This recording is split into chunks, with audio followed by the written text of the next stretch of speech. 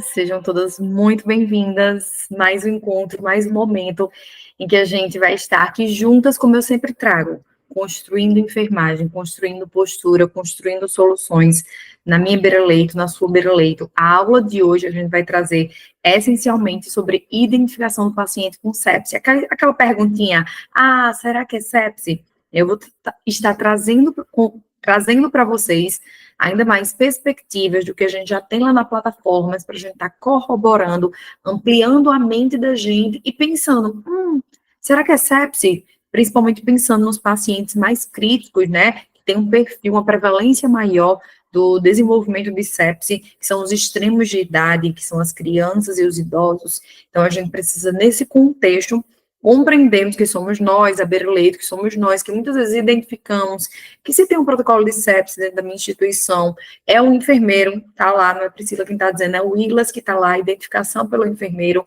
lá no checklist, somos nós, enfermeiros, que identificamos esse paciente e que podemos melhorar os dados de mortalidade que são tão ruins no contexto da sepse, que se a gente compara com a mortalidade tardia, ela é uma mortalidade maior do que o AVC, do que o infarto e do que o câncer. Então, vocês compreendem a magnitude dessa doença na vida da população, na vida dos nossos pacientes, no nosso contexto de assistência. Então, hoje a gente vai estar trazendo o que eu devo avaliar nesse paciente, que ferramentas eu vou buscar para poder melhorar a minha acurácia diagnóstica, o meu olhar de investigação. Existem ferramentas que eu posso usar só elas, ou as ferramentas vão abrir o leque, como é? Porque em 2016 a gente trouxe ferramentas muito fechadas, né? As grandes instituições trouxeram, mas agora em 2021, 2022, vieram outras perspectivas de que a gente precisa abrir o olhar da gente, utilizar essas ferramentas para que a gente possa pensar, será que é sepse? Gente, então, hoje vai ser o nosso primeiro encontro de sepse, aula 1 mesmo, em que a gente só vai estar falando sobre identificação. Eu não vou estar falando sobre o bundle, não vou estar falando sobre vasopressores, não vou estar falando sobre a volemia, o ring lactante, não vou estar falando sobre isso aqui com vocês. Claro que se tiver dúvida, a gente vai aqui discutir, mas vamos deixar o momento de hoje, vamos tentar trazer a cabecinha da gente para o momento de hoje como identificação desse paciente. Os nossos pacientes, eles não estão como o livro traz, página 152, sepse. Sepse é a definição, não está. Os sinais e sintomas que os pacientes, não está. Todo paciente que vai chegar para você, ele vai chegar com vários sinais e sintomas. E você vai lá, ó, compreendendo. Então, a sepse, hoje, ela é um problema de saúde pública. Para vocês entenderem, ela é responsável por cerca de 11 milhões de mortes por ano. 11 milhões de mortes por ano, isso mesmo, 11 milhões, porque esse dado me impacta tanto que eu fico pensando, 11 milhões, 11 milhões de mortes por ano no mundo. No Brasil, a gente tem mais ou menos 600, 700 mil casos de mortes por ano. E quando a gente fala no contexto da internação, aumenta muito mais essa mortalidade. Então, sepse, ela é um estado, né, não é uma doença, ela é uma síndrome que ela está muito caracterizada para pacientes internados. São pacientes que eles entram, por vezes, eu mesmo já peguei pacientes que na entrada mesmo, eu já perdi eles, e outros não, outros que internam e ficam um tempo, e fica um paciente de longa permanência. Isso é oneroso também para os serviços. A gente já sabe, quem é da nossa pós-graduação também sabe, está muito claro que a gente fala muito que o sistema hospitalar, ele é um sistema falido. Então, a gente precisa gerenciar melhor o recurso que nós temos. E uma das formas é a gente tratar sepse. Então, sepse é um problema de saúde pública mesmo, com grande impacto econômico na sociedade, nos sistemas de saúde mesmo. E a gente até vê assim, que os custos com relação à parte econômica, né, diretos, indiretos também, indiretos porque não só ali naquela internação desse paciente, vai de bilhões de reais mesmo, que a gente tem investido para esses pacientes, né, e que muitas vezes a gente não tem um bom desfecho. E uma coisa que eu preciso trazer para vocês antes da gente começar a aula. O que é sepse? Quem me ajuda? É uma resposta disfuncional do corpo, né? Uma infecção que ele não consegue dar conta e acaba ele mesmo se prejudicando, né? Desenvolvendo uma cadeia inflamatória muito grande. Perfeito, Milena, perfeito, isso mesmo. Você colocou muito bem, como foi o termo que você colocou? Não foi desregulada, foi desordenada? Disfuncional. Agora, em 2021, eles trouxeram isso muito claro, porque antes trazia uma resposta exacerbada. Não, é uma resposta desregulada mesmo. A resposta imunológica a gente tem, né? Só que o que é que acontece na sepse? Na sepse, o que a gente vê é realmente algo mais desregulado. É realmente uma resposta a mais que esse corpo ele acaba respondendo, né, a um hospedeiro e até de maneira sistêmica mesmo, atingindo a microcirculação e atingindo também a macrocirculação. Então, ela é causada por um hospedeiro, ela é causada por uma infecção, né? Por isso que a gente precisa estar muito atento para esse paciente apresentando sinais e sintomas que são bem diversos, bem inespecíficos, né? Entre aspas mesmo, inespecífico, mas que a gente precisa sempre pensar: será que não existe uma infecção aqui? Será que esse idoso não está com infecção? Como é que estava o xixi dele? Ele estava comendo? Como é que ele estava? Ele teve tosse? Ele comeu e engasgou? E essa criança, como é que ela está? Ela teve contato com alguém? É buscar entender realmente a epidemiologia, porque existe um foco que acabou ocasionando uma resposta desregulada frente à presença de uma infecção, né? Então, eu quero que vocês entendam essa palavra, é uma disfunção orgânica. A sepse é um funcionamento desordenado do corpo, certo? E é muito importante a gente entender isso para que a gente compreenda tudo que ela está ocasionando, principalmente da microcirculação e da macrocirculação, como eu trouxe para vocês. E é muito importante a gente trazer um momento desse só de identificação, porque, como eu trouxe para vocês, a sepse ela tem uma prevalência muito alta, ela tem um impacto social muito grande, já que ela tem uma mortalidade muito alta. Então, é essencial a gente trabalhar momentos de identificação. Essa não é uma preocupação pequena aqui do Dona, não é. Os grandes centros, eles estão muito preocupados em instrumentalizar a ponta. O atendimento ao paciente com sepse não é um tratamento de uma profissão, não, é um tratamento multiprofissional. O paciente, ele precisa do enfermeiro, do médico, do fisioterapeuta, do nutricionista, às vezes da terapia ocupacional, esse paciente precisa reabilitar. Então, é um paciente que ele vai precisar da equipe multiprofissional, interdisciplinar, esse cuidado como um todo. E a gente precisa, para poder mudar esses dados, trabalhar com identificação, para a gente poder melhorar essa mortalidade mesmo, essa morbidade dos nossos pacientes. Então, as diretrizes, elas estão essencialmente preocupadas em desenvolver cada vez mais, instrumentalizar cada vez mais os profissionais com ênfase aos enfermeiros. E aí, trazendo bem bonitinho agora, como Milena trouxe, corroborando com o que ela falou, a sepse é uma disfunção orgânica com risco de vida causada por uma resposta inflamatória desregulada do hospedeiro a uma infecção suspeita ou presumida. Tá, gente? Por que eu estou dizendo isso? Porque claro que pode ser uma infecção que eu já conheço, mas quando eu faço o diagnóstico de sepse, geralmente é por eu achar que aquilo é uma infecção. Então, esse olhar também precisa abrir. Ah, mas eu não tenho certeza se é. Trata.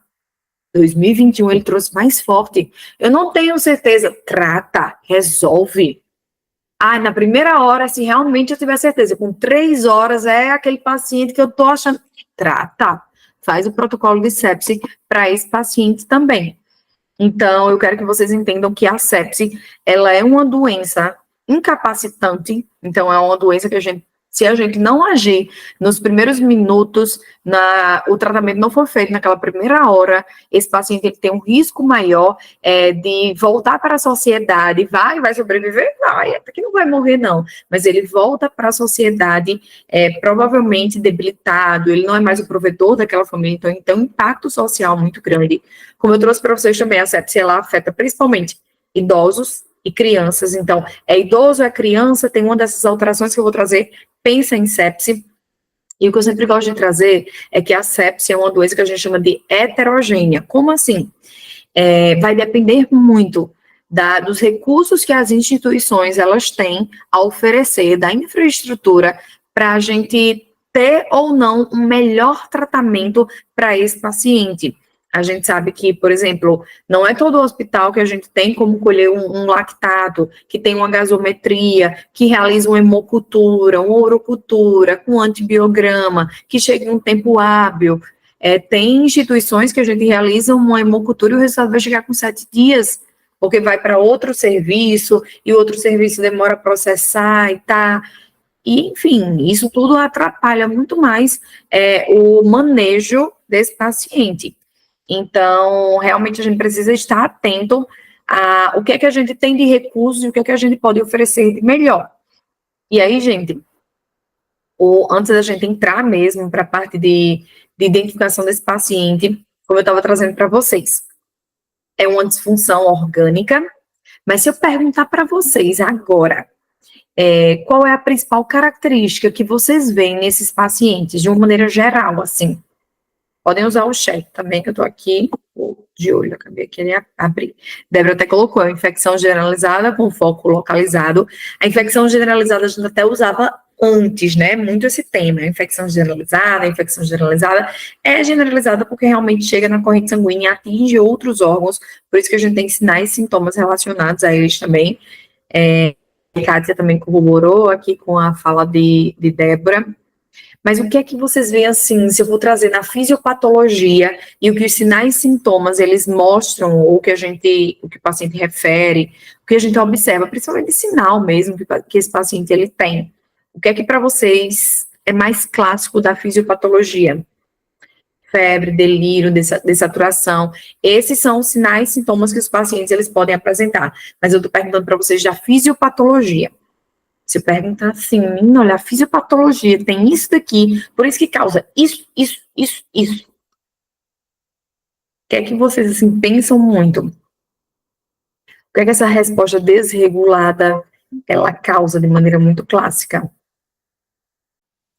Gente, é muito importante a gente entender as alterações de microcirculação na sepse.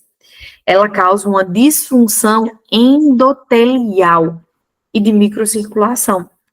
E aí, junto a essa resposta inflamatória desregulada, vai ocasionando, gravem essas duas palavrinhas no coração de vocês quando lembrarem de sepse.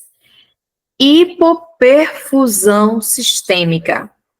Porque se você entende que a sepse, ela causa hipoperfusão, cara, você entende muita coisa. Você compreende os sinais e sintomas neurológicos, cardiovasculares, renais, hepáticos, hematológicos. A sua mente faz assim, ó. Ocorre uma hipoperfusão sistêmica e, com isso, uma disfunção orgânica sistêmica. E aí, quando a gente tem a sepse, esse quadro ele permanece e acaba levando a um quadro de choque, que é uma insuficiência que a gente tem, devido a essa hipoperfusão sistêmica. Claro que acontece também as alterações de macrocirculação, se a gente for pensar em débito cardíaco, em volume sistólico, tudo isso a gente tem alterações também. Mas o que é muito marcante para a gente é essa alteração de microcirculação com hipoperfusão, e isso gera uma vasodilatação excessiva, uma plegia do endotélio mesmo, e que a gente observa essa vasodilatação desordenada também, e isso é muito característico dos nossos pacientes com sepse, né? junto, como eu falei, com as alterações da macrocirculação e as alterações hematológicas também, de coagulopatias, que a gente também vai estar trazendo aqui hoje para vocês. Ficou claro, meninas? Guardaram no coração? Isso, Milena, liberação de mediadores inflamatórios, tudo isso que causa toda a cascata daquela inflamação. Inflamação é uma coisa boa, gente? Ou é uma coisa ruim? Milena já balançou a cabeça, eu adoro ver o rostinho de vocês. Milena já balançou a cabeça. A inflamação é ótima. A febre é uma coisa boa? Maravilhosa. Ela só não pode ser desordenada. Porque aí vira uma guerra sem nenhum general, sem ninguém organizando, com realmente um caos instalado e com muitas deteriorações, certo? Então, guardem hipoperfusão na cabecinha de vocês. Pensou em sepse, pensou em hipoperfusão, que aí vai dar para a gente abrir mais o leque e compreender melhor os sinais e sintomas que os pacientes apresentam. Porque não tem nada melhor do que a gente entender. Deixa eu entender. Porque tem coisa, móvel, sample, que a gente realmente decora, né? Nem aprende, a gente decora. Mas quando a gente entende o contexto do porquê existe aquilo, fica mais fácil da gente aprender. Então, vamos lá. Aí, como identificar? Quando a gente fala em identificação da sepsis para esse paciente, nesse paciente, né? Cada vez mais a gente métodos eles vêm sendo desenvolvidos para poder avaliar as variáveis clínicas para rastrear realmente, para identificar esse paciente com sepse. E aí a gente tem vários que eu vou estar trazendo mais na frente, né? O Kisofa, ele veio muito forte em 2021, só que infelizmente ele não foi utilizado da maneira como ele deveria ser utilizado. Daqui a pouco eu falo mais sobre ele, mas ele não era com aquele objetivo que ele estava sendo utilizado. Então, em 2021, eles trouxeram assim, olha, Kisofa só, única e exclusivamente, a gente não pode para identificar, mas a gente tem o NIOS, tem o MIOS, a gente tem os sinais, sintomas, principalmente sinais, que eu vou trazer aqui para vocês. Então, assim, avaliar deterioração clínica, certo?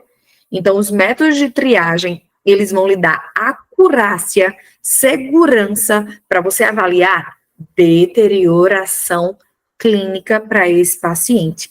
Não existe na sepse 1 mais 1 é igual a sepse. Não. Existe realmente uma avaliação criteriosa de sinais de deterioração clínica para que você avalie que esse paciente pode ser uma sepse. Tá bom, meninas?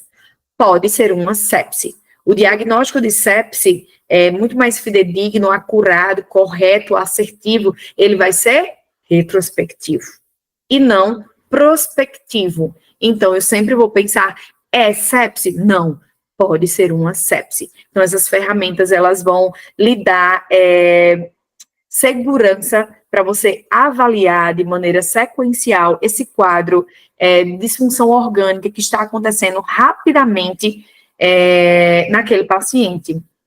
Como eu disse, a gente tem o Kisofa, a gente tem o próprio SOFA, tem o NIOS, tem o MIOS, que já eu falo sobre eles, certo?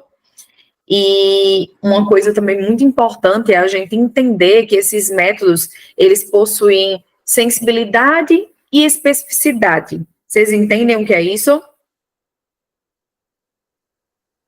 A sensibilidade é quando ele consegue rapidamente identificar. Por exemplo, um Glasgow. Um Glasgow, ele é super sensível a alterações neurológicas no trauma. Teve uma alteração, o Glasgow ele vai conseguir ali avaliar de maneira muito, vai avaliar toda a alteração. Só que ele não é uma escala que vai dizer que realmente aquele paciente que está com o Glasgow de 10, ele tem uma hemorragia cerebral intracraniana. Não, ele não vai dizer. Ele não é específico para isso, para esse diagnóstico, tá bom? Foi essa confusão que aconteceu com o Kisofa, porque o Kisofa, ele é sensível, mas ele não, ou ele é específico, mas ele não é sensível. Então, um Kisofa alterado dizia para mim que era sepse, mas o que não dava alterado não me dizia que não era sepse, entendeu? Podia ser uma sepse sem ter um Kisofa alterado. Então, isso de especificidade e sensibilidade é importante a gente entender para a gente contextualizar por que mesmo que SOFA ele foi deixado de ser indicado como ferramenta absoluta.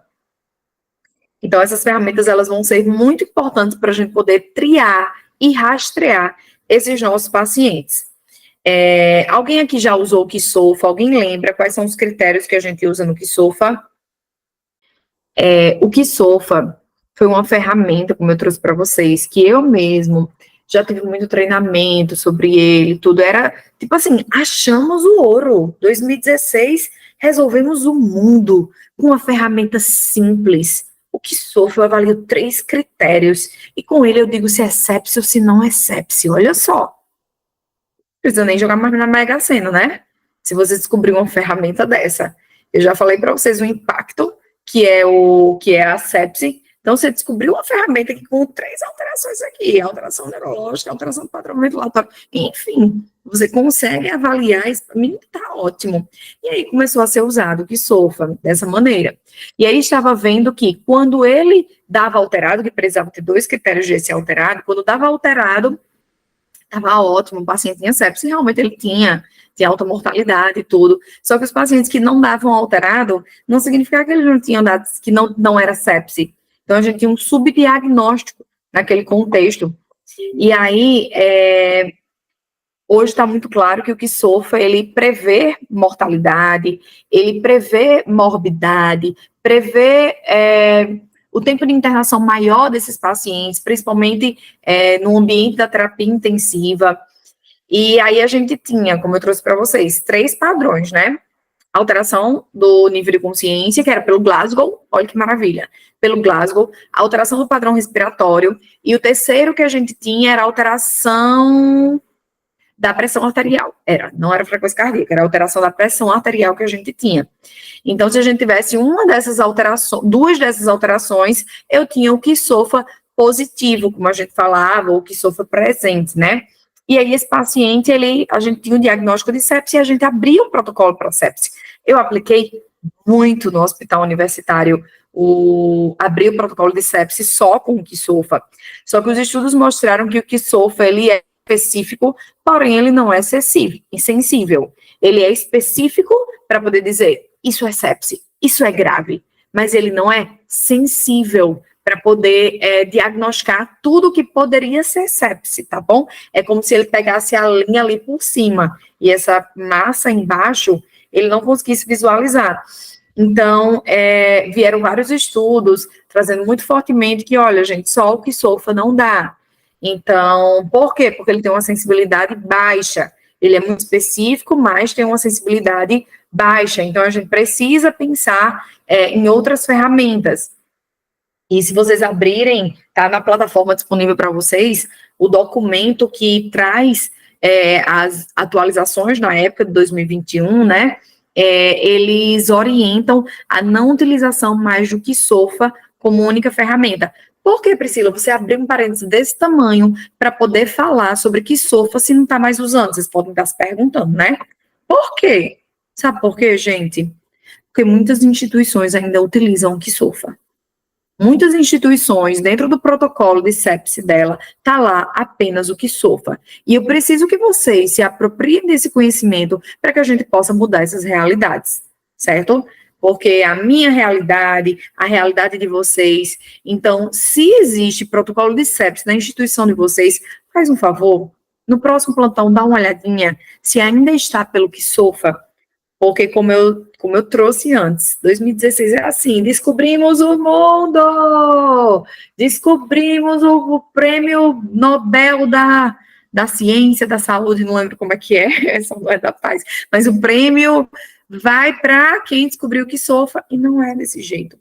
E isso também é muito resultado da rapidez do mundo bunny que a gente vive hoje, né? Realmente esse mundo muito rápido, muito volátil, que as informações elas chegam e que às vezes a gente não tem tempo, não se dá o tempo de ser tão criterioso para a gente poder implementar, tá?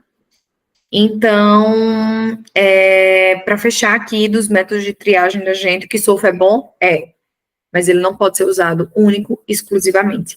Priscila, então, o que é que a gente deve usar? Vamos lá, trazer para vocês. Primeira coisa que a gente utiliza, gente, é a nossa abordagem. É a nossa rede de segurança que a gente vai utilizar para todos os nossos pacientes. Eu vou aqui detalhar cada um. Então, vocês concordam que, frente a um paciente com alteração neurológica, com hipotensão, com a frequência cardíaca alterada, com alteração de pele, com alguma coisa, o que é que eu vou fazer? Eu vou pular em cima dele, eu vou fazer meu ABCDE, meu sample e meu MOVE. Desse jeitinho. Não mudo nada do que a gente está explicando para vocês desde o início.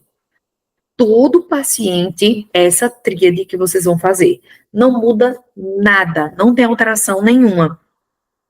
Só que para esse paciente, você precisa um pouquinho na epidemiologia. O que é que me ajuda muito?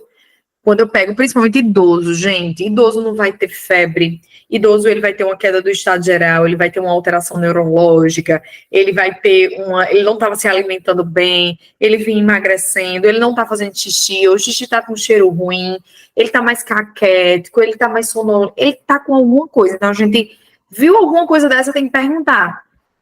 Ele estava tossindo, ele estava tossindo, o xixi, como é que tá o cheiro do xixi dele? Alguém viu se o cheiro tá diferente? Ele tá fazendo xixi? Como é que ele tá comendo? Ele tá comendo bem? Então, toda essa investigação, né, na parte do sample, de sinais, sintomas, para a gente poder tentar entender para onde eu vou caminhar. Então, de verdade, peguem a rede de segurança, meta a rede de segurança. Priscila, o que é que vai me ajudar a achar que realmente esse paciente ele pode estar com sepse? Então, se a gente tiver uma alteração neurológica desse paciente, a gente pode ter delírio, confusão mental, ele pode ter sonolência. Lembrando que os pacientes que têm alteração neurológica, eles geralmente são pacientes mais graves, o prognóstico é pior, tem impacto na morbidade, na mortalidade desses pacientes. E que o estado comatoso, ele é muito mais difícil de acontecer no contexto desse paciente. Então, é mais isso, é mais um Glasgow de 14, um Glasgow de 13, de 12. Então, é realmente essas alterações mais superficiais que esse paciente ele vem apresentando. E essas alterações a gente chama de qual nome? De encefalopatia por sepse. É assim que a gente chama. Aí, com relação ao cardiovascular, o que é que eu vou olhando, Priscila, né? Quando eu vou verificar a pressão desse paciente, lá no meu MOVE, ou lá no C mesmo, que eu estou vendo o tempo de enchimento capilar também, eu vejo que ele tem uma hipotensão, Priscila. Ele tem uma hipotensão, ele tem um tempo de enchimento capilar aumentado, na minha instituição é até 3 segundos, ele está com 4 segundos de tempo de enchimento capilar. Já eu trago para vocês reforço, né? Porque tem também na plataforma como é que avalia esse tempo de enchimento capilar, mas dentro do cardiovascular a gente precisa ter muito critério para pensar. Hipotensão, será que ele não está tendo uma hipoperfusão tecidual e está causando essa hipotensão devido à alteração de macrocirculação? E aí, o que é que eu posso verificar junto com isso?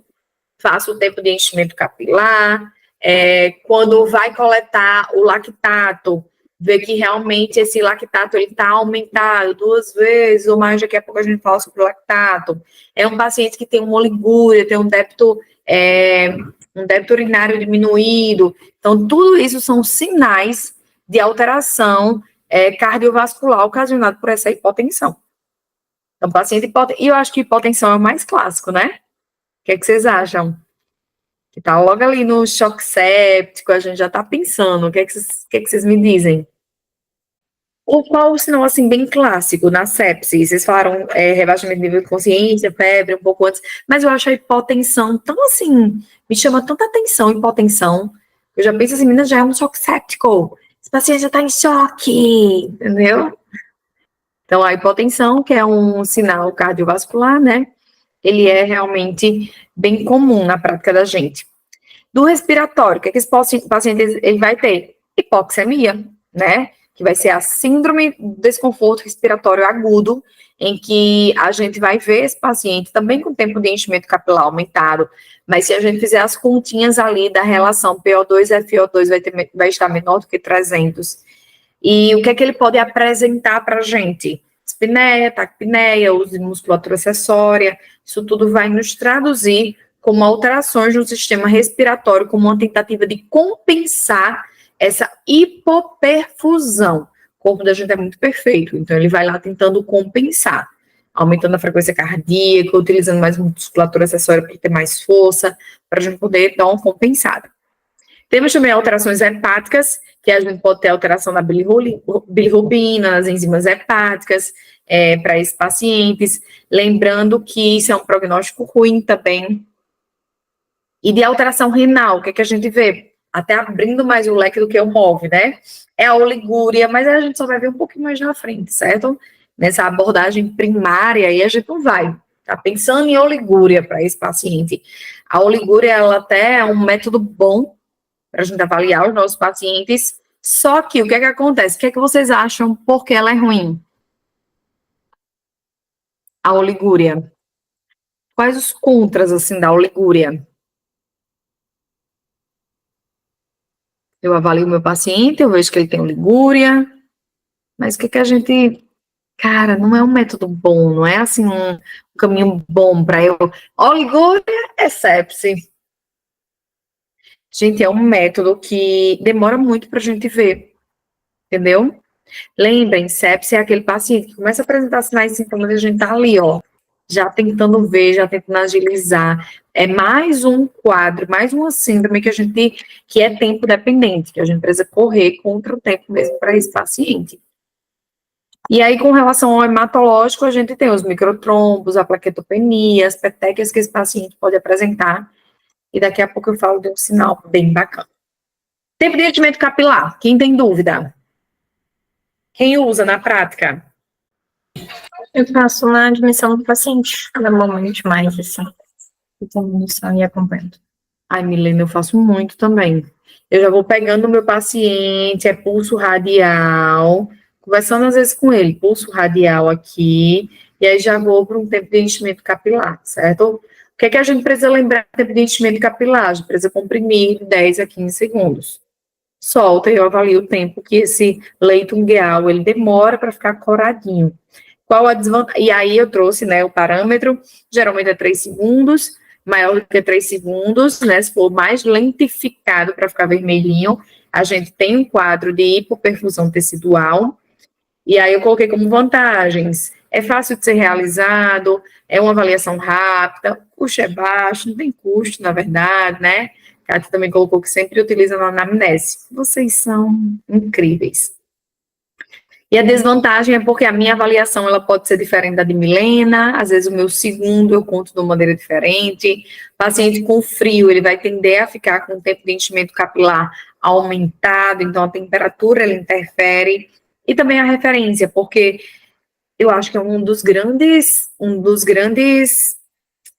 maiores preditores, a avaliação, que a gente vê parâmetros. Tem literatura que é 3 segundos, tem literatura... Quando surgiu 4 segundos e meio, eu fiz, menina, mudou, atualizou, mas não. Porque alguns defendem um tempo mais longo, outros defendem ainda os 3 segundos. Eu sou da época de 2 segundos. Quando a gente falava em tempo de enchimento capilar, a gente falava em 2 segundos. Então, é algo que a gente vê que não tem, assim, um parâmetro certo mesmo de avaliação. Então, é ver o que é que a sua equipe, ela utiliza, tá bom? E aí, com relação ao lactato, o que é que a gente pode falar do lactato? O lactato realmente ele é, como é que eu digo assim, a cerejinha do bolo mesmo, porque ele é um fator muito relevante de mortalidade mesmo, e isso está muito bem estabelecido. Ele tanto pode ser utilizado, como eu coloquei, para diagnóstico, como também para manejo da sepse, né, para esse paciente, para volemia, do bundle da primeira hora, da ressuscitação volêmica que a gente vai fazer, e à medida que ele vai aumentando com a hipoperfusão, maior mortalidade desse paciente ele tem. Então, um lactato maior, a gente tem uma acidose maior, a gente tem uma respiração anaeróbica maior e a produção desse lactato. Então, aí eu tenho um risco maior desse paciente ele realmente morrer, ele ir a óbito ou ele ser bem grave. E a gente precisa lembrar que a probabilidade desse paciente que tem um lactato alterado é uma suspeita muito forte para sepse, justamente por essa variação entre eles, né? Mas a gente, dentro do lactato, a gente não pode olhar assim para o lactato só, pronto, agora tem um lactato. Ele é mais ou menos relacionado à troponina, né? A gente fala que a gente precisa ver o lactato como um filme, a gente precisa ver a história dele, e não apenas como uma foto, lá naquele momento. Então, a gente precisa ver, dobrou o valor do lactato? Pronto, então a gente está vendo ele como um filme. E alguns laboratórios, eles também trazem que uma alteração, como uma foto, poderia ser ele maior do que 1,5 a 2,5 milimol por litro. Então, o lactato, ele é maravilhoso para avaliação de perfusão, certo? Dessa hipoperfusão desse paciente, é um bom marcador de hipoperfusão. Ele não é um definidor de sepse, né, como a gente sabe, mas ele tem um valor muito forte prognóstico. O uso dele é muito recomendado, altamente recomendado mesmo, por parte dos grandes centros que trazem referência aqui para a gente, é o Willas, né, sobre a sepse, o seu manejo na primeira hora. Então, um lactato elevado é parte, não é exclusivo, mas é parte da definição de sepse para esses pacientes, e os pontos de lactato determinam realmente um nível elevado da gente ter um quadro de sepse. Então, eu preciso sempre pensar no lactato para esse meu paciente. Paciente é um possível sepse, eu preciso escolher lactato para esse meu paciente. Eu preciso estar avaliando realmente, criteriosamente, esse lactato. E, meninas, uma coisa, assim, muito importante para a gente falar é que eu preciso estar atenta para esse paciente nas coletas, naquela abordagem inicial, que a gente vai estar falando na próxima aula sobre a abordagem da intervenção, do bundle para esse paciente.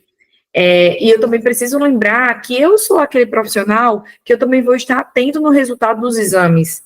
Então, terminou lá a parte assistencial, instalou antibióticos, já tinha colhido as culturas. Então, por que não? Com o tempo, olhar, cadê o resultado do lactato? Ainda não saiu. Ligar para o laboratório, agilizar, articular. Essa é a nossa função também, enquanto gestor do cuidado, né? Entendendo que o lactato é um marcador de mau prognóstico, ou ser um bom marcador de hipoperfusão, porque então não vou atrás desse resultado. A gente precisa significar o que a gente faz. Então, não é colher por colher um lactato. Não, é entender ele como uma ferramenta essencial, não única, mas essencial dentro do manejo desse paciente, tanto para a identificação, como para a gente poder realizar o tratamento para o nosso paciente, tá? E aí eu queria trazer esse sinal. Para quem não conhece, esse é o Mottling Score. Em 2010, foi feito um estudo que foi trazido para a gente realmente o Mottling, né? Foi através só de um estudo mesmo, não é nada assim de grande estudo, mas o que é que foi visto? Que o Mottling é uma classificação que ela vai relacionar o grau de livedo. Livedo, vocês já ouviram falar, né? Que está muito associado à mortalidade na sepse do paciente. Claro que, mais uma vez, eu trago para vocês, é um bom preditor de mortalidade? Sim, mas ele não é o único, tá bom?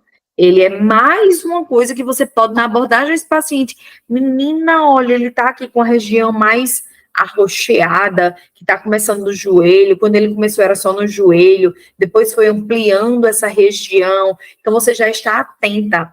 E olha como é diferente, eu estou lá discutindo e olhando assim para o joelho, e você ir olhar joelho, você ir para o exposição. Então, eu preciso expor esses membros, não só para ver edema nesse paciente, eu preciso ver se não tem áreas arroxeadas, uma área do livedo mesmo, né?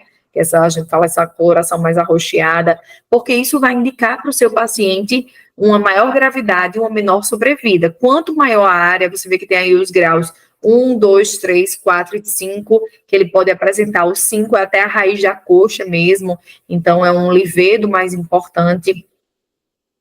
E como eu estava trazendo para vocês, foi um estudo que foi feito em 2019, é um estudo que não tem um nível de evidência alto, foi um estudo observacional, mas que mostrou que os pacientes que apresentavam essa região arroxeada, realmente eles tinham uma maior mortalidade, eram pacientes mais graves. E a gente precisa entender que a fisiopatologia da sepse, ela ocorre devido ao quê? Hipoperfusão na microcirculação. Então, é isso que está acontecendo aí, tá? Isso é a essência do livedo. É uma hipocirculação, uma hipoperfusão causada na microcirculação. E a gente viu realmente que esse paciente, ele é mais grave, a gente precisa estar mais atento para ele. Quanto mais a gente tiver conhecimento de técnicas, de maneiras de avaliar esse paciente, mais eu tenho uma predição, melhor acurácia no diagnóstico do nosso paciente, na identificação do possível sepse, tá? Possível sepse.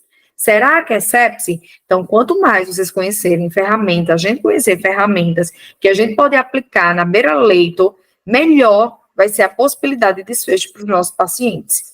Então, o Mottling Score é mais uma ferramenta que a gente pode estar utilizando lá na beira-leito, sem nenhum equipamento. Vocês estão vendo como às vezes a gente também pensa que sepse, eu preciso de uma ótima estrutura, né, para poder realmente assistir esse paciente. Claro, preciso de antibióticos de largo espectro, preciso de culturas, preciso do laboratório, mas a identificação, que é a chave ouro mesmo, ali no momento da emergência, é a gente mesmo, certo? A gente vê que a gente tem muitas ferramentas que nós podemos aplicar no nosso plantão, na nossa beira-leito, né? Então, vai para o vai para a exposição, vai lá. Não, Kátia colocou aqui, eu já tinha falado. Uso sempre na anamnese, na admissão do paciente, ela tinha colocado. Estão muito caladinhas, tá, hoje? Então, vamos agora com relação ao débito urinário. Como eu já dei spoiler para vocês, o débito urinário, quando é que eu preciso ficar atenta? Quando ele é 0,5 ml quilo hora, né? Ou menos que isso. Isso significa para mim baixo débito urinário. O que é bom? Quais são as vantagens de eu avaliar o débito urinário, que a hipoperfusão ele esteja causando esse débito urinário diminuído? É o quê? Fácil acesso e baixo custo, né? É passar uma sonda ali para avaliar o débito urinário desse paciente. E a sonda Foley é uma sonda acessível, não é uma sonda de alto custo, que a gente vê muito tranquilamente nas instituições. Quais são os contras? É um procedimento invasivo, é um paciente que já está com infecção, eu estou expondo ele a mais um risco de infecção. Sempre que o paciente ele tem dispositivo invasivo, o enfermeiro ele precisa se atentar será que esse paciente, eu não posso sacar esses dispositivos para a gente diminuir o risco de infecção. Outra coisa também que eu trouxe para vocês é que a oligúria, esse débito urinário baixo, é uma resposta demorada. Então, o paciente pode demorar 20 minutos, mas pode demorar 1 hora para realmente a gente conseguir avaliar esse padrão urinário dele, né? E outra coisa também muito importante é que a gente precisa ter muito cuidado com a sobrecarga, porque a gente olha um débito urinário diminuído e a gente quer fazer o quê? Volume. A gente quer reverter esse débito urinário diminuído. Só que muitas vezes, ou algumas vezes, ou por vezes, esse paciente ele pode ter uma lesão renal já instalada, não ocasionada pela sepse, mas ele já tem uma creatina alterada, uma lesão renal ali instalada, e ele já vai ter uma alteração de volume, ele já vai ter um volume diminuído. Aí você vai e faz o quê? Mete volume, achando que esse paciente está com hipoperfusão, já dando spoiler, né, da aula da próxima semana. O que é que vai ser feito para ele? Volume, volume, volume. Aí você causa uma sobrecarga hídrica nesse paciente, porque, na verdade, ele não tem uma hipoperfusão, ele já tem esse diagnóstico, ele já tem esse débito urinário diminuído. E aí a gente vai causar uma iatrogenia nesse nosso paciente. E uma coisa também importante, quando eu falo em débito urinário na sepse, é lembrar que não se faz diurético no paciente com sepse. Você não quer que ele faça xixi, meninas. O objetivo da gente não é que tenha diurese em si, a todo custo, porque o diurético nada mais é do que forçar a máquina, né? Você quer perfundir bem esse paciente para que a consequência seja um débito urinário aumentado. Então, a gente nunca vai fazer diurético para esse paciente, porque eu não quero diurese por diurese, não. Eu quero melhorar a volemia dele, a perfusão dele, por meio de volume, por meio de drogas vasoativas, por meio de vasopressores, que a gente vai falar na próxima aula, e a consequência vai ser um aumento do débito urinário, tá bom? Tô só olhando para a Débora aqui. Poder tá, se ela disse que tá bom, então tô acreditando. Ninguém hoje está querendo muito papo comigo, né? Ô, Milena, desculpa, Milena. Que Débora tá falando também. Tô só olhando para Milena aqui. Milena tá balançando a cabeça, então tá todo mundo entendendo tudo. Priscila, a gente tem uma paciente ali que é o retrato da sepse, né? Porque ela teve o quadro de sepse urinária, foi para UTI, retornou para nós, ali é o setor de hematologia, né? Então, o paciente já com cânceres hematológicos. E aí, tu vê que ela é hipocorada, hipoperfundida, que o débito urinário dela dá uns 350, mais ou menos, assim, a diurese da sonda, né, no turno, às vezes dá 500 ml em 12 horas, e isso dá uma aflição na gente, né.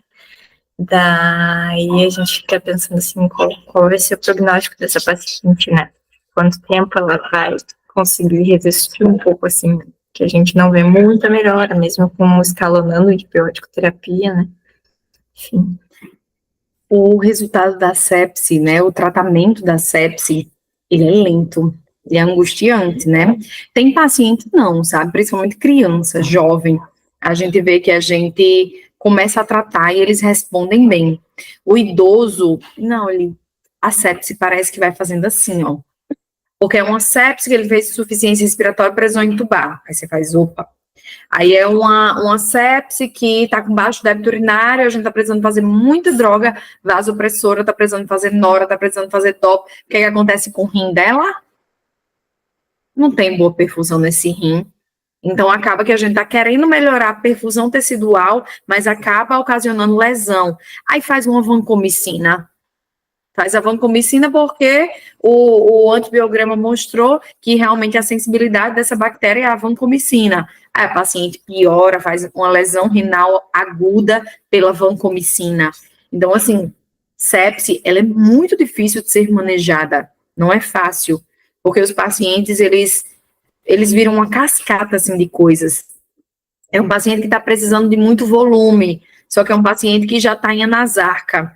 É um paciente que está... Então, assim, são muitos detalhes no manejo a esse paciente. O que a gente está trazendo aqui é simples, é identificar realmente para a gente estar pensando em vamos identificar logo para que esse paciente ele possa não ser uma das emergências maiores que eu peguei lá no transplante renal, foi uma sepse. Os pacientes transplantados, eles são imunocomprometidos, né? E aí era uma infecção, uma lesão na perna, de 2 dias, que a paciente já chegou chocada pra gente, a paciente não tinha condições de nada, quando a gente puncionou, condição nenhuma de acesso, quando a gente puncionou, assim, a fístula dela, voltar. Olha, foi sabe, infelizmente a gente perdeu a paciente.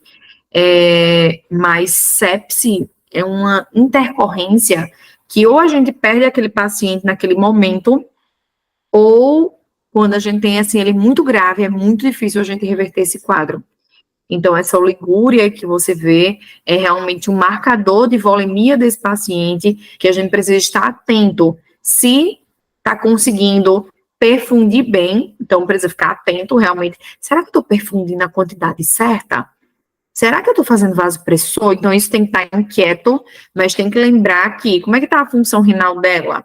Está fazendo algum outro medicamento que ele é nefrotóxico para esse paciente, que ele causa toxicidade, lesão renal aguda. Qual era a creatina basal dela? Era 1, está 1,8, entendeu? Então, a gente precisa avaliar isso. Por que essa diurese ela está baixa? Porque é 524 horas, né, Milena? Em 12 horas. 500 em 12 horas, a gente fazer a continha para ver o peso dela, né? Pra gente ver se ela tem um quadro de oligúria, mas 500 em 12 horas é baixo, de uma maneira geral, né? é baixo para esse paciente. Então, vamos lá, meninas. E aí eu trouxe essa reflexão também, que eu até já trouxe em outros momentos com vocês. Para hospitais e sistemas de saúde, recomendamos o uso de programa de melhoria de desempenho para sepse, incluindo o rastreamento de sepse para pacientes de alto risco com doenças agudas e procedimentos operacionais padrão para tratamento. Resumindo, Priscila, essa frase bem grande que você trouxe para a gente. O ILAS quer padrão. O ILAS, ele que é quem regulamenta, mesmo quem orienta, é o nosso manda-chuva da sepse. Ele diz, eu preciso ter nos hospitais tanto programas de melhoria de desempenho da sepse, ou seja, os casos de sepse, eles precisam ser mensurados. Não acho que o monitoramento da sepse é porque a sua instituição é boazinha, não. Ela precisa fazer isso, ela precisa entregar esses resultados.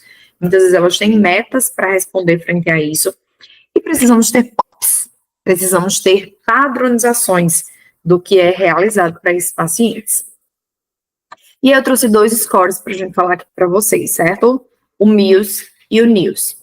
E o que é que eu preciso que fique muito bem estabelecido na cabeça de cada um de vocês? O MIUS e o NIUS, eles são scores que são fáceis de serem aplicados, a gente não precisa decorar, são ferramentas que eu tenho que ter ali, impresso, enfim, de fácil acesso, e que eu posso estar utilizando eles no meu dia a dia, que eles vão me dar acurácia para eu entender, compreender se esse meu paciente ele está apresentando um quadro de deterioração clínica.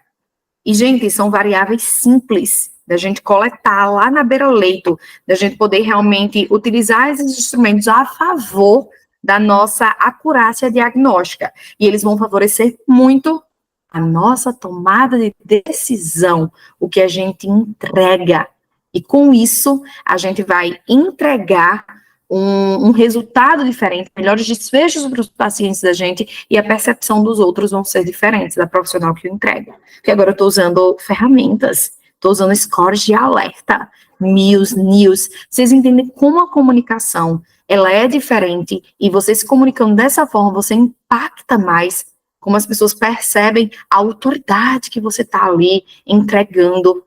Então, isso são estratégias para a gente poder alcançar o respeito, o valor que a gente tanto busca por meio da nossa comunicação ajustada, utilizando ferramentas que elas são essenciais e que são simples. Basta a gente realmente conhecer para que a gente possa aplicar elas. E aí, gente, deixa eu ver aqui se eu já passo aqui para o MIUS. É o MIUS primeiro?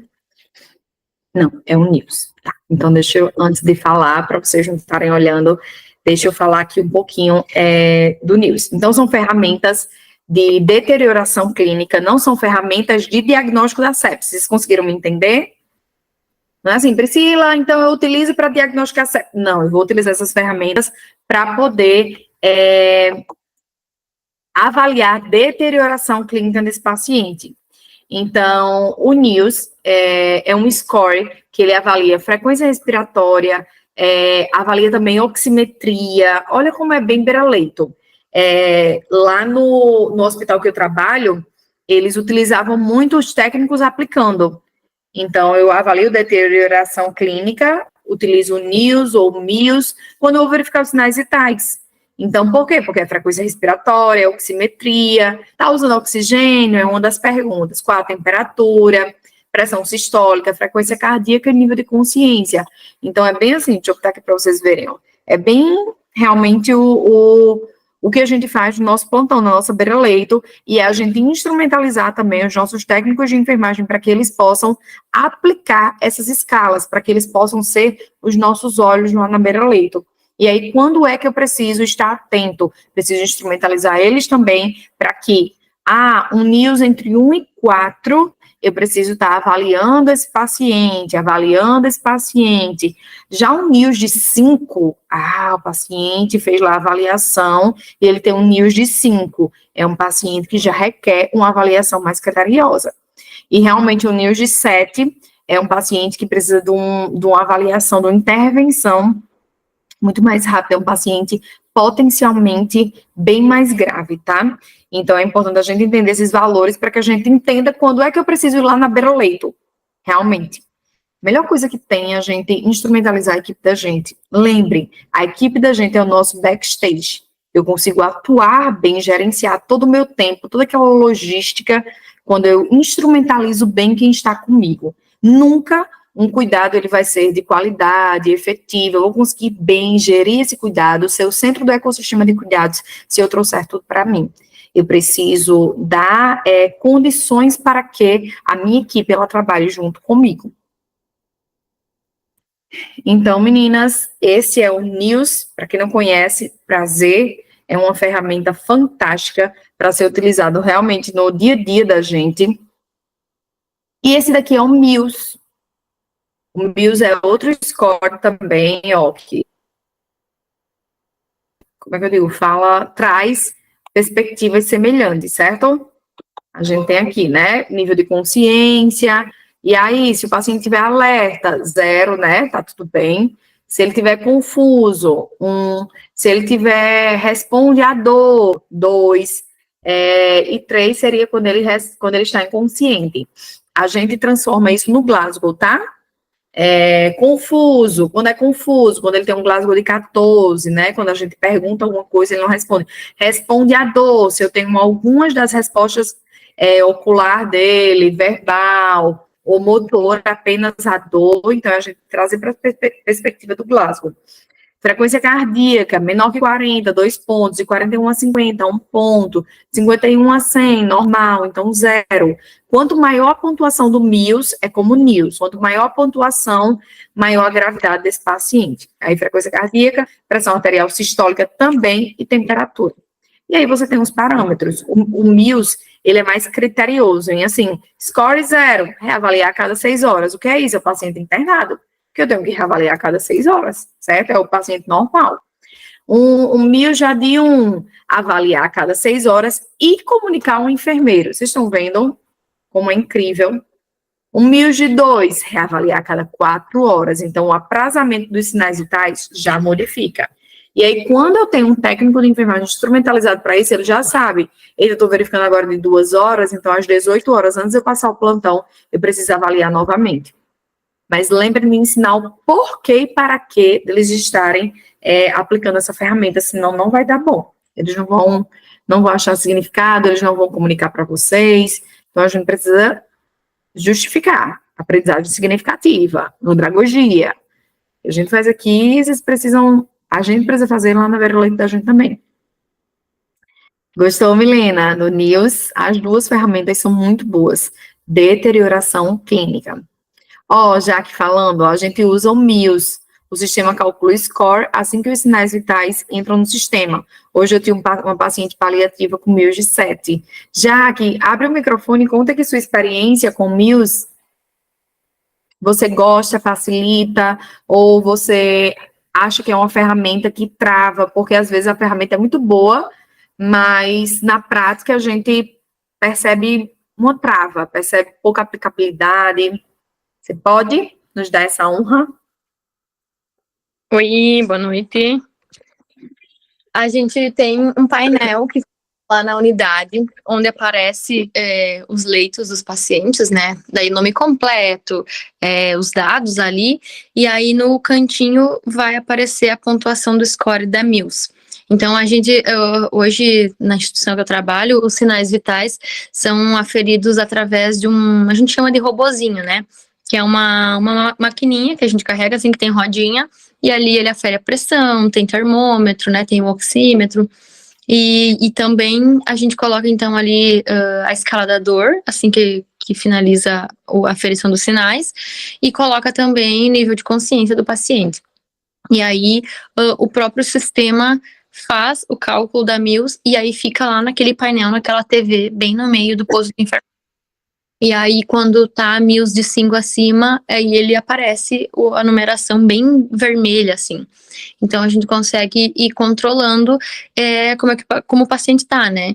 Então, às vezes, na correria ali do plantão, daqui a pouco as gurias aferiram os sinais, né? As técnicas aferiram os sinais, estão em outros leitos, que é uma unidade bem comprida, assim. E aí eu dou uma passada ali, já vejo que tem algum com a MIUS alterada, eu já vou lá ver, né?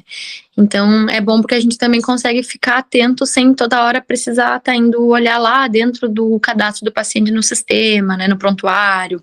Ou às vezes a gente quer ver os sinais, ou o médico chega ali também, e se a gente está atendendo o paciente, é bom porque já fica exposto lá. Então a MIUS, assim, pela minha experiência até agora, eu percebo que ela ajuda a deixar a equipe mais alerta com aquele paciente que está requerendo mais atenção, né? Então, pela pontuação da MIUS, eu percebo que o pessoal, assim, tanto os técnicos como eu, a gente também, aquilo acaba nos relembrando sempre, né? Que a gente tem que estar voltando lá, aí ele aparece ali de tempo em tempo, que tem que voltar a ferir os sinais, né? Tem conduta ali, e para as técnicas aparece também, dependendo da pontuação da MIUS, comunicar a enfermeira, né? Então isso ajuda a nortear um cuidado assim mais seguro. Que às vezes você olha o paciente está bem, né? Mas em função de alguma agregação, por exemplo, da pressão arterial com a dor dele, ou tá saturando um pouco menos e não tá tão alerta, tá sonolento, por exemplo, ali, aí ele já pontua melhor a MIUS e a gente já consegue também ter um olhar um pouquinho mais crítico, né? Que às vezes a gente vai ver o paciente assim, parece que tá bem, mas às vezes não tá, né? Fantástico, Jaque. O que eu achei muito bacana da sua fala é justamente a oportunidade que ele dá a você, né, aplicando ele, de realmente ter um olhar de avaliação. Então, a gente percebe na sua fala que é um olhar de avaliação desse paciente, de avaliação. Vocês lá tem a tela, tem um painel, né?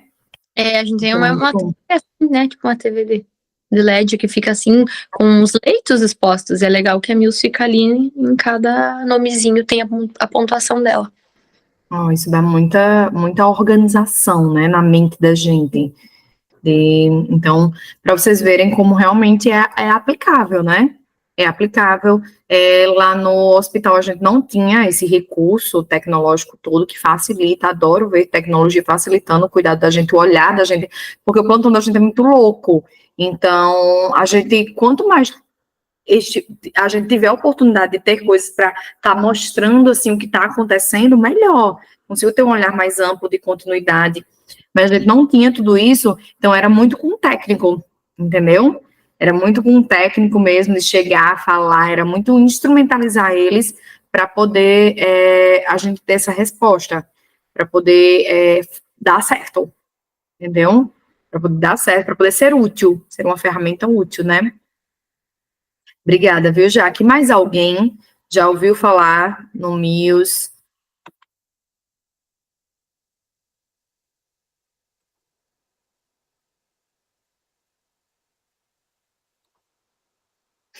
Hein, gente?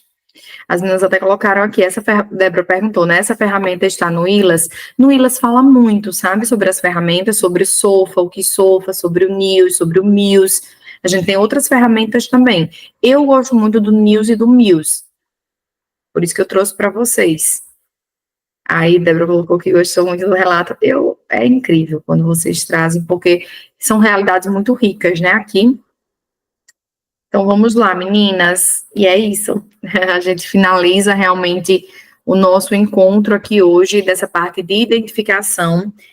Tem muito conteúdo na plataforma, tem a atualização do ILAS, depois dessa explanação que a gente trouxe aqui para vocês, então a mente fica mais fresquinha, mais aberta. Então, amanhã vai treinar, escuta o podcast, tem um tempinho, dá uma olhadinha no material, depois assiste essa aula, porque sempre que a gente tem a oportunidade de assistir de novo um conteúdo, a gente consegue ter um olhar diferente.